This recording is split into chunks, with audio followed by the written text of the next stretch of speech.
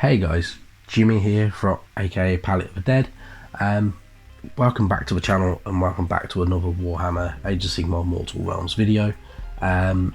First things off, you may notice I sound a bit croaky today, and it's because I've been suffering with a kind of like a cold like virus for the past few days, and I'm just trying to get over it still.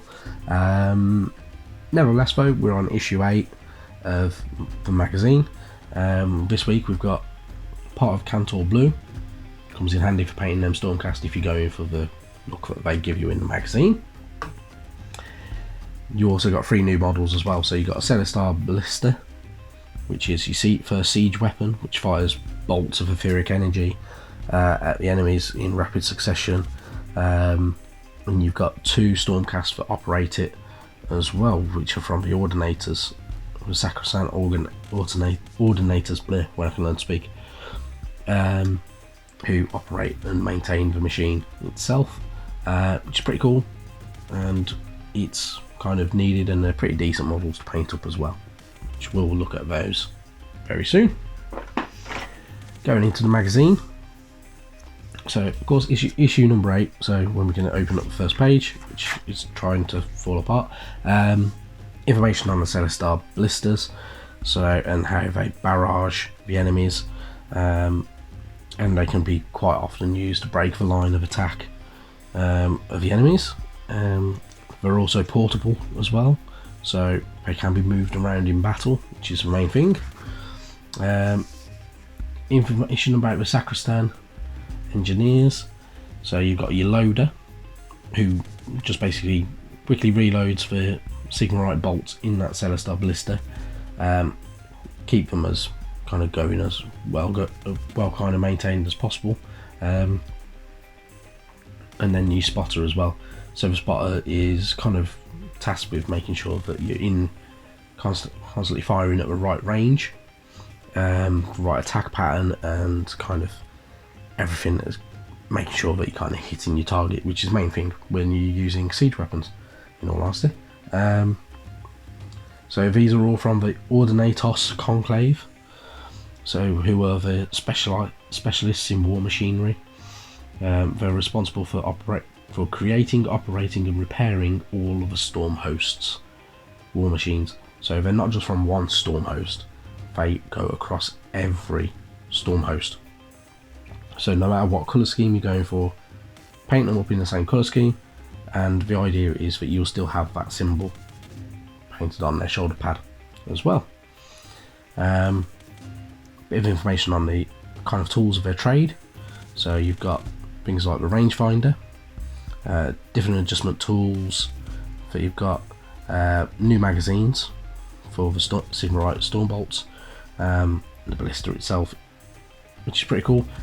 Each engineer is kind of armed to have some close combat if needed, so they've also got a short sword which will keep them going for a bit longer if the enemy gets too close.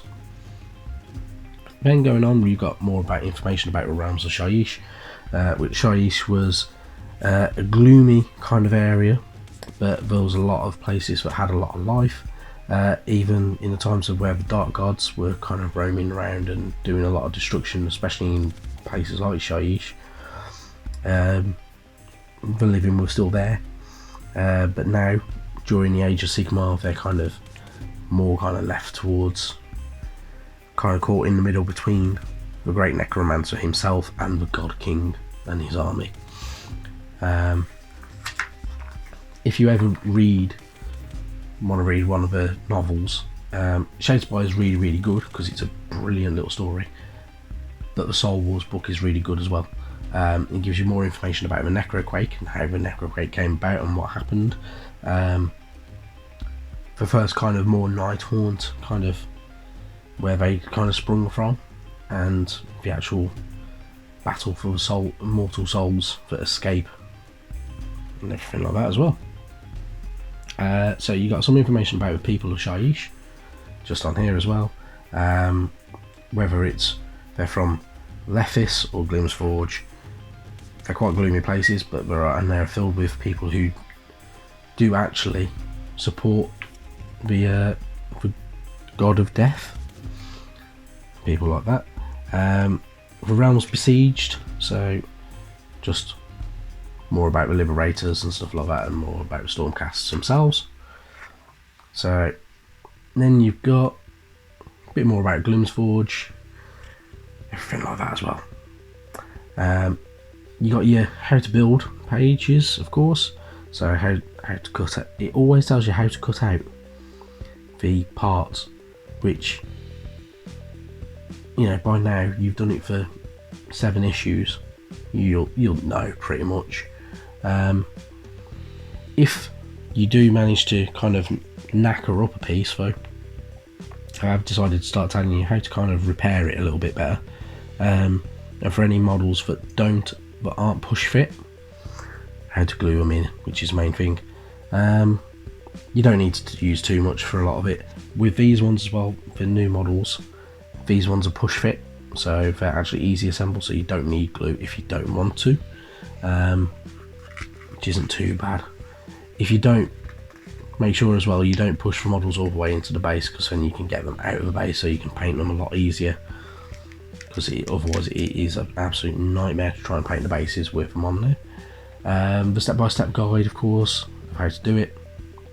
Then how to paint your new Celestar Ballista, which of course their way of doing it, paint it in gold to begin with, so use your Retributor armour as base coat. Make sure you do it at least around about 3 times, we'll thin it down a little tiny bit, but make sure each coat dries in time.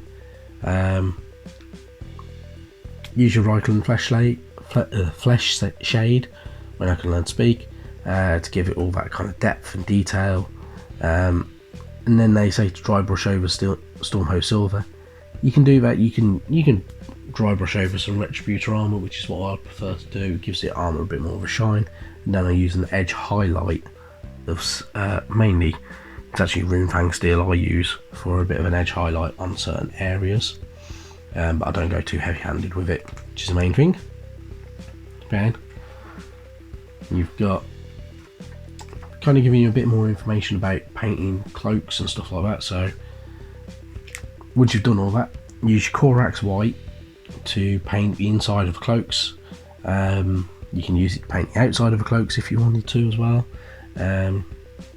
Just so you might need a couple of coats of that as well if you do that. And also if you're painting skin as well. Now it's saying this because it's far easier to paint flesh tones over white paint than it is to gold. So if I can show you there, so as you can see, although we haven't got flesh paint yet, I'm guessing that's coming in at some point in the next few issues, because at the moment if you're doing this step by step, you've got a ruckload of unfinished models really, which isn't great. Then using your Cantor blue, so you can paint your Cantor blue straight over with gold. It'll take a couple of coats if you do want to do it.